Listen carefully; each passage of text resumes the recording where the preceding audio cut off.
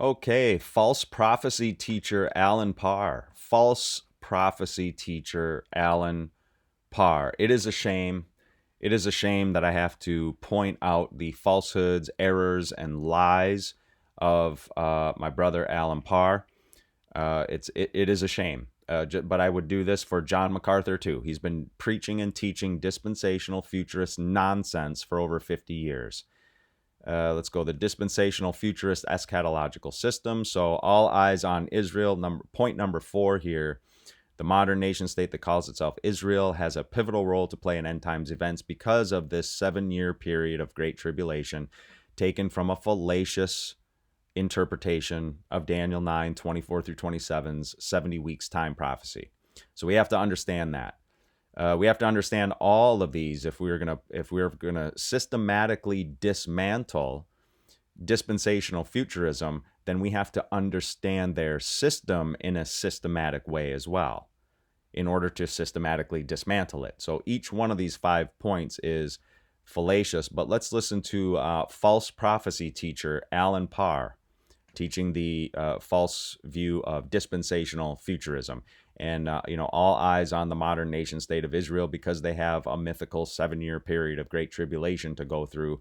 And 7 years are cut off. The Jews still have 7 years on that 70 weeks prophetic time clock. Let's listen to Alan.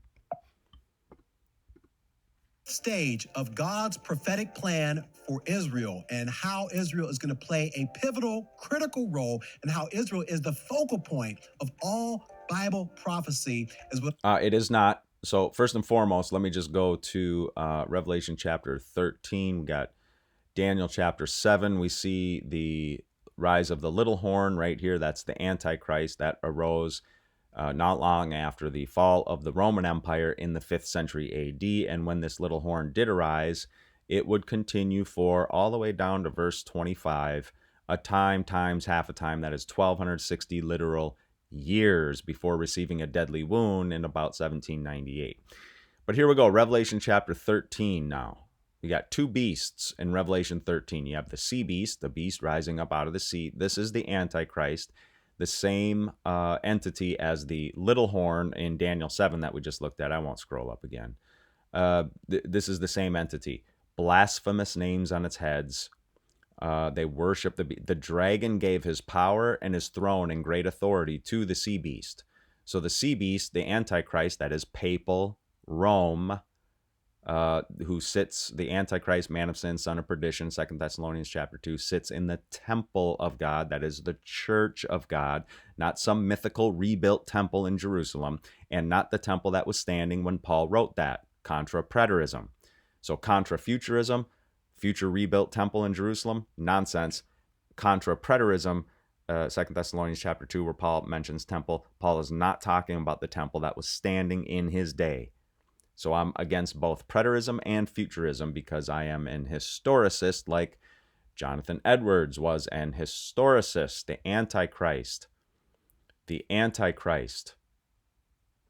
Let's see. The Antichrist began, let's see. Time when the reign of Antichrist began, certain that the 1260 days or years, day equals year principle, did not commence before the year of Christ 479. That is before the fall of the Roman Empire, but it commenced after the restrainer, 2 Thessalonians chapter 2, the Roman Empire, the heathen Roman Empire, was taken out of the way. Then the little horn could rise to power and continue for 1260 literal years. And that is, let's see, dispensational futurism, Israel. That is the Antichrist of Scripture, but dispensational futurists are waiting for this 7-year period of tribulation where the Jews will now have a pivotal role to play and the Antichrist will arise. That's what the dispensational futurists are waiting for. And I'm saying this is all false. You're digging in the wrong place because Revelation 13 has not only a sea beast, but at the end of this 42 months in verse 5 here, time times half a time of the little horn, same time period, 1260 years, allowed to make war on the saints, that's Christians, and to conquer them with what? all of its blasphemous doctrine, all of its blasphemous, haughty, prideful, high-minded, arrogant doctrine, because it's the dragon, Satan, who gives his power and his throne, his great authority to papal Rome. And whoever worships like papal Rome says to worship are actually, verse 4, worshiping the dragon. The dragon. You see that?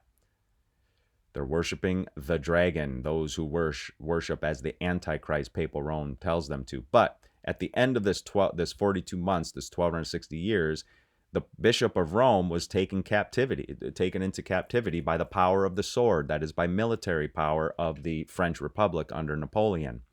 That was in 1798. It was thought that this was the end of the papacy, but the prophecy tells us that that deadly wound, that mortal wound, was would be healed, and it has been healing ever since it was inflicted. And it would continue. This Antichrist would continue on all the way up until the second advent, as we are told in 2 Thessalonians chapter 2.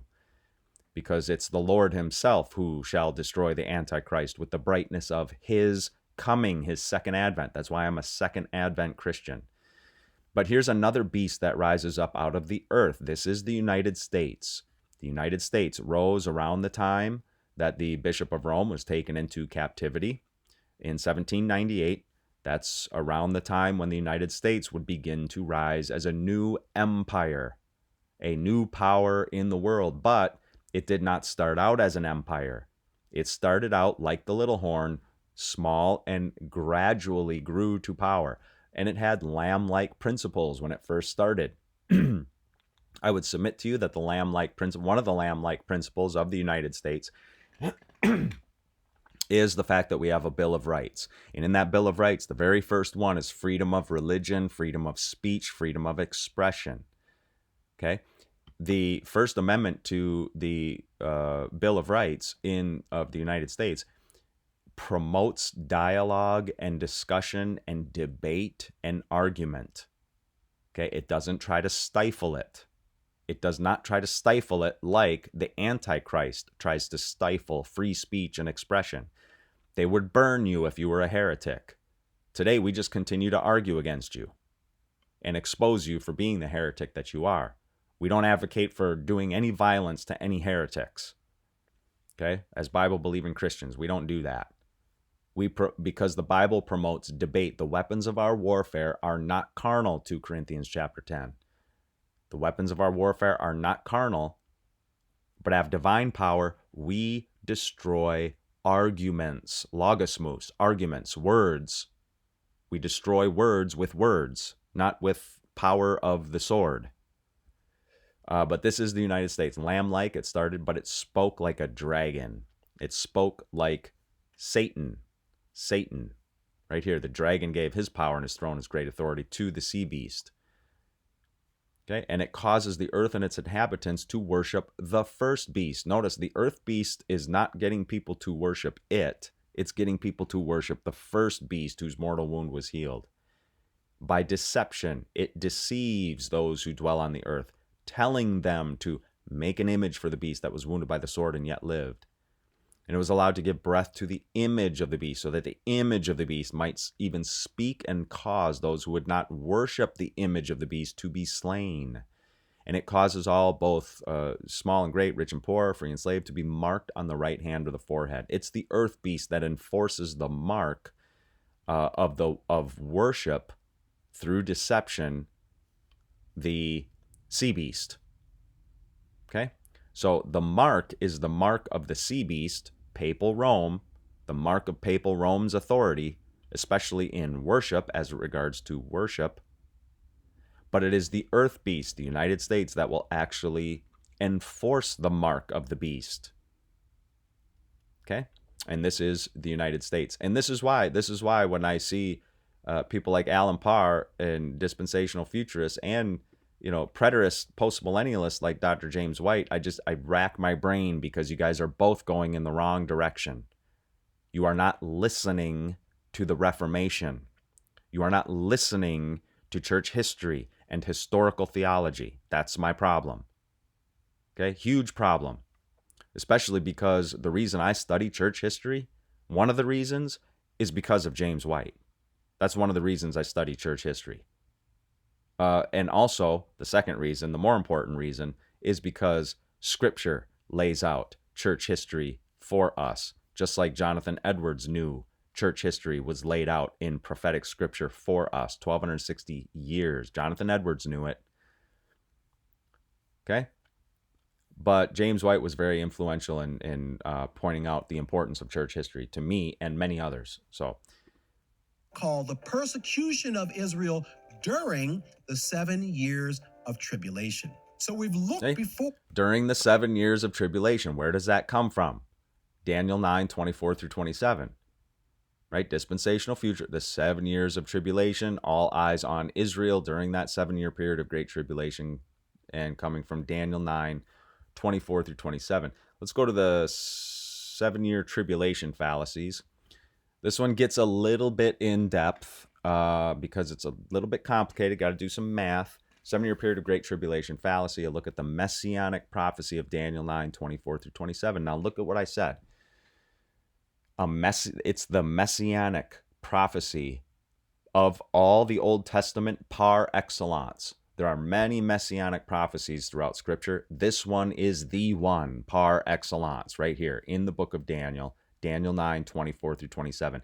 This has nothing, absolutely nothing, zero, zip, nada, zilch, nothing to do with the Antichrist.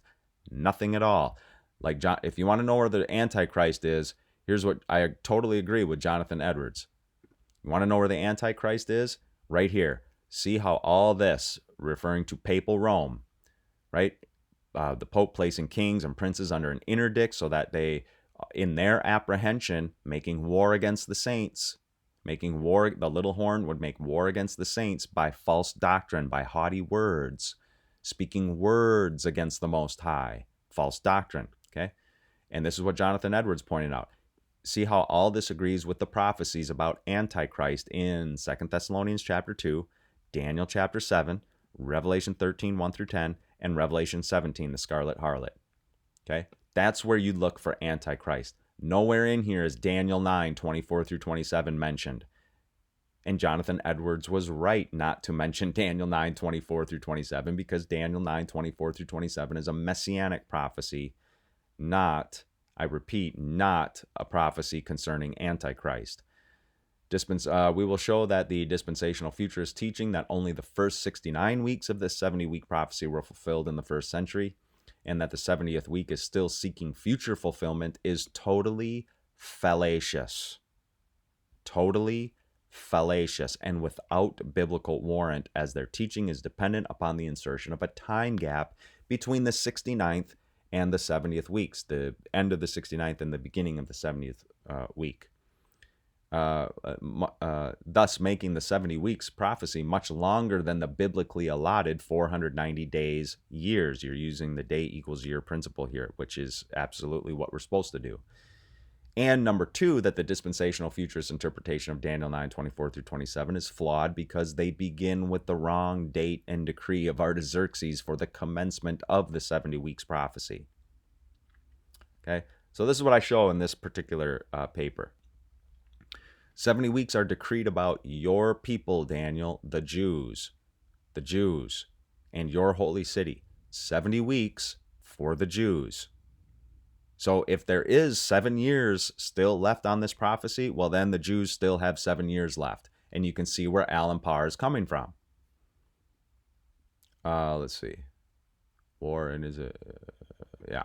And you can see where if they still have 7 years, they still have 7 years. My contention is that they don't have 7 years. That was already accomplished back in the first century. There's no time gap that you can insert in there.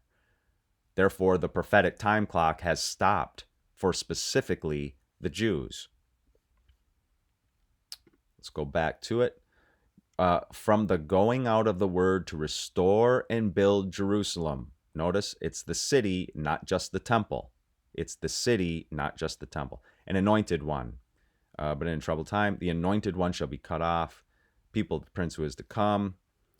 He shall make a strong covenant. Now, the dispensational futurists will say that, Oh, see, the Antichrist will make a peace treaty, a modern-day peace treaty with the modern-day nation-state that calls itself Israel. Absolutely not. That is absolutely fallacious. This, he shall make a strong covenant, is covenant language, not a modern-day peace treaty. That's not a covenant. A covenant, as in Scripture, is always referring to something. It's God language. The Antichrist is never said to make a covenant with anyone. Okay? This is the Messianic covenant, the new covenant in the blood of Christ for the 1 week or during that 1 week. And in the midst of the week or for the half of the week, he shall put an end to sacrifice and offering. When the temple veil was rent in two, earthquake cracking it up. Once Jesus is crucified, this is the strong covenant in his blood in the midst of that week. And he put an end to sacrifice and offering because it was his own sacrifice, his own atonement was the fulfillment of all the sacrifices and offerings. On the wing of abomination shall come one. And then later, 40 years later, the Roman armies would come and destroy Jerusalem. But from the going forth of the word to restore and build Jerusalem, the commencement date for this 70 weeks, that is important. Dispensational futurists, because they can't do math, don't begin with the right date in decree of Artaxerxes.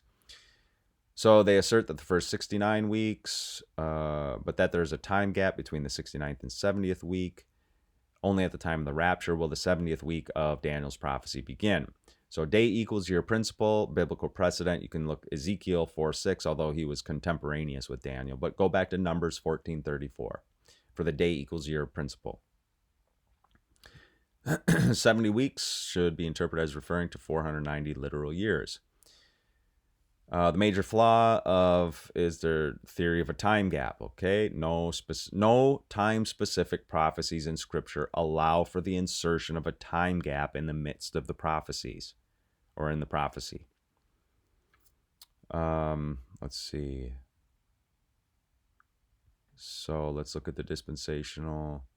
Oh, when the 70 weeks time prophecy is said by them to begin, they would say it comes from the Nehemiah chapter 2. They begin with that, quote, decree. It's not really a decree. It was not a royal decree, but rather letters given to Nehemiah to repair damage that had apparently been done to a city which was already in the process of being rebuilt. For a number of years, it was in the process of being rebuilt. The Nehemiah chapter 2 letters are to do just simple repair work. It only took Nehemiah, I think, 52 days to complete the work. So they begin with the wrong decree. That's not a decree at all, but just letters, so that Nehemiah could travel from Babylon to Judea unmolested. Okay, what are you doing passing through this place? The governors and whatnot. So 69 weeks, the year 444, 445 BC. That's when the dispensational futurists started. All we need to do is add 483 years, 69 weeks, 483 days, day equals year principle, 483 years, to this date, 444, 445. And when we do, we come to 38 or 39 AD, which is far too late for the triumphal entry of Christ into Jerusalem, let alone the crucifixion. You see, they can't do math. So you know what they say?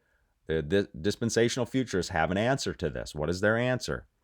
Well, the Jews used a 30-day lunar yearly calendar of 360 days, so we can't count it as 483 solar years. To which I respond, well, they did.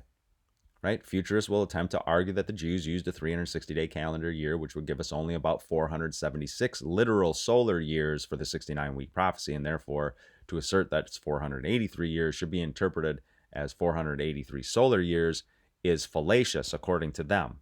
I'm saying, no, it's not. It is dispensational futurists who fallaciously assert that the Jews used a 360-day year. In fact, for practical purposes, they did. But for their actual calculations, they used a solar calendar of 365 day year, or 365.24 and some change. Nearly all the peoples of the ancient Near East used a practical yearly calendar of 360 days because they used a 12-month, 30-day each calendar based on the lunar cycle. However, they all of them had differing ways of reconciling this with the actual 365.25 day solar year.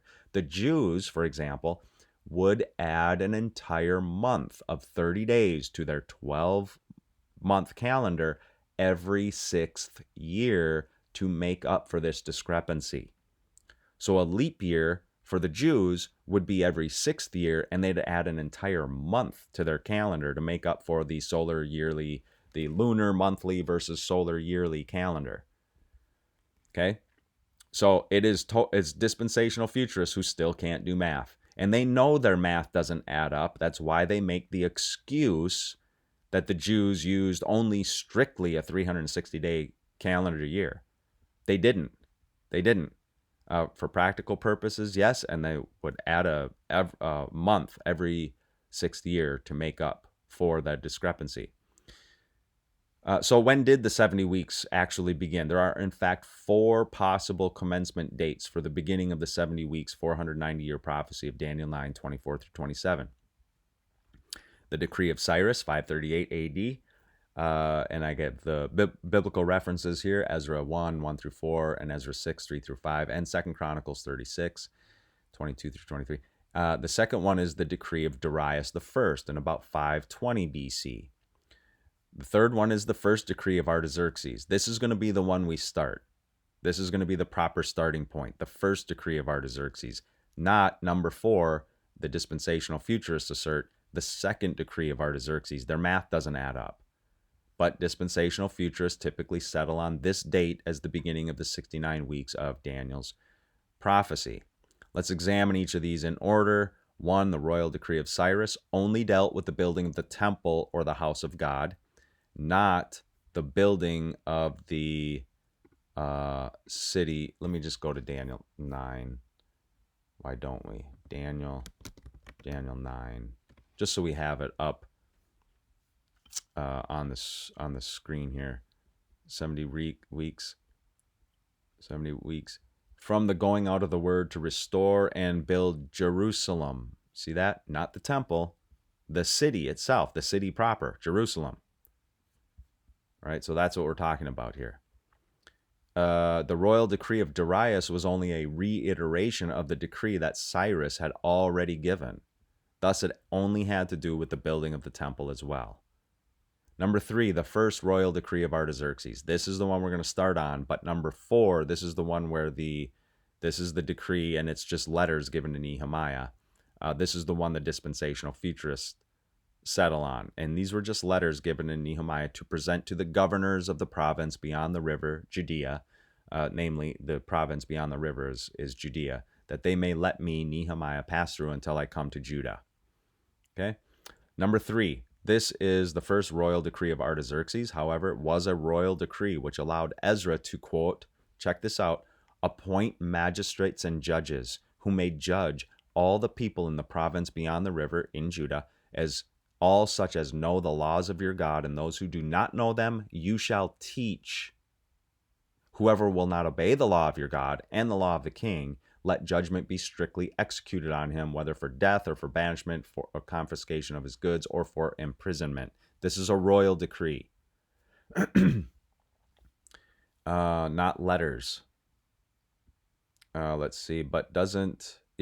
See, Nehemiah chapter 2, here's the dispensational futurist argument. If it pleases the king, and if your servant has found favor in your sight, that you may send me to Judah, to the city of my father's, that I may rebuild it. Right? Doesn't that talk about the city? Doesn't this decree have something to do with the rebuilding of the city? Apparently, no. This is my answer. No, apparently the city had already been undergoing reconstruction for roughly 13 years before Nehemiah's appeal to Artaxerxes and subsequent mission to Jerusalem.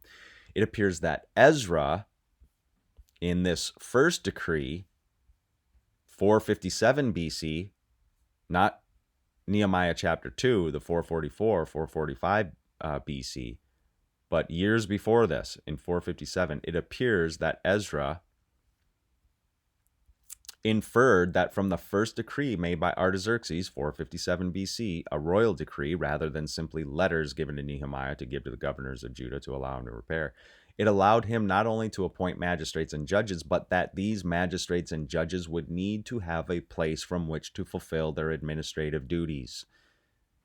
And that, in fact, they had already begun the reconstruction of the city proper, and not just the temple, by the time Nehemiah came to Jerusalem. Remember, Nehemiah's repair work only took 52 days, hardly enough time to complete the rebuilding of an entire city. In Ezra 4, we have recorded a number of issues that the Jews faced from primarily Samaritan adversaries in rebuilding not only the temple, but the city itself. Again, how else would Ezra be able to appoint magistrates and judges of the people without having their administrative centers rebuilt? In Ezra 4, 7 through 23, the Samaritans wrote a letter to King Artaxerxes saying in part that the Jews were rebuilding that rebellious and wicked city, and that if this city is rebuilt and its walls finished, you will then have no possession in the province beyond the river, for they are a rebellious people. They'll rebel against you. The often erratic Artaxerxes did cause reconstruction to cease for a time until further notice. So rather than letters given to Nehemiah, in Nehemiah chapter 2, the dispensational futurist beginning point of the 70 weeks, it is in fact the royal decree of Artaxerxes given in 457 with permission to appoint judges and magistrates over Jerusalem that best fits the beginning date for the prophecy of Daniel. So if we just do some math, let's go from Cyrus' decree, 538, 537 BC, add 483 years or 69 weeks, takes us to 55 or 54 BC. Way too early for the Messiah. Darius' decree, again, 520 BC, add 483, come to 37 BC, way too early for the time of the Messiah. Here we go, Artaxerxes. Here is the royal decree which allowed Ezra to appoint magistrates and judges. 457 BC, add 483 years, you come to about 26 or 27 AD, the perfect time for the baptism of Jesus Christ by John the Baptist and the starting point of the fulfillment of the 70th week and Christ's roughly 3 to 3.5 year ministry. Okay, or 3 to 3.5 year earthly ministry. Okay, he's still ministering to this day. But the earthly ministry before his crucifixion, death, burial, resurrection, and ascension to heaven. But here's the dispensational futurists. Again, settle on the Nehemiah chapter 2, 444, 445 BC, add 483 years to that, 38, 39 AD. This is way too late for the triumphal entry of Christ and the subsequent crucifixion of him. Way too late.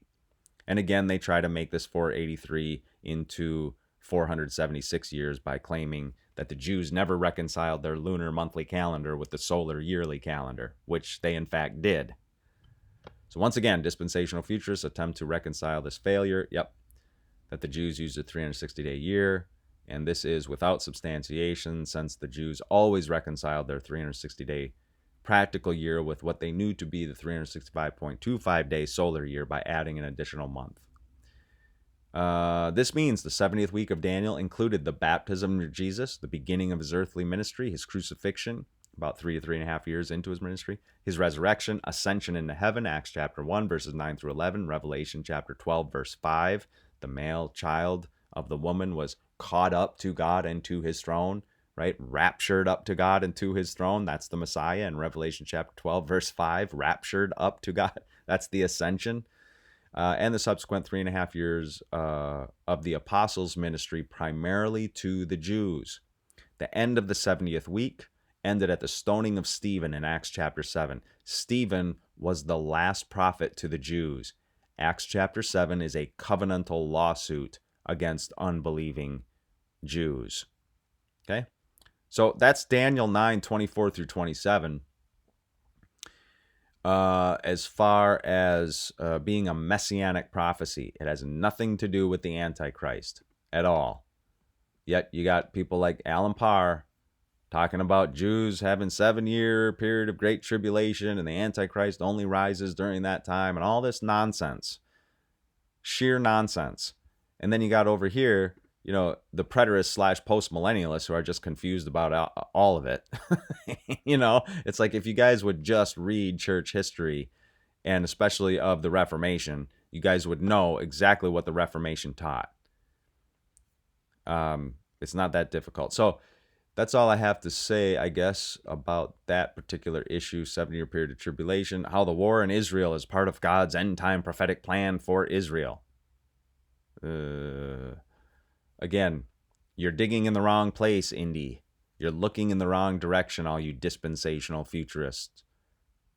John MacArthur, too. All of them. All the dispensational futurists are digging in the wrong place. They're looking to the wrong place for the fulfillment of Bible prophecy. So that's all I have to say about that. Let's see. 7-year period of great tribulation, delusions, deceptions. There is no such thing.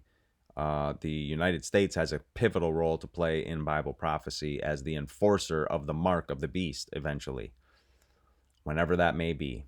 So let me know what you think. Comment down below. Talk to you soon. Soli Deo Gloria.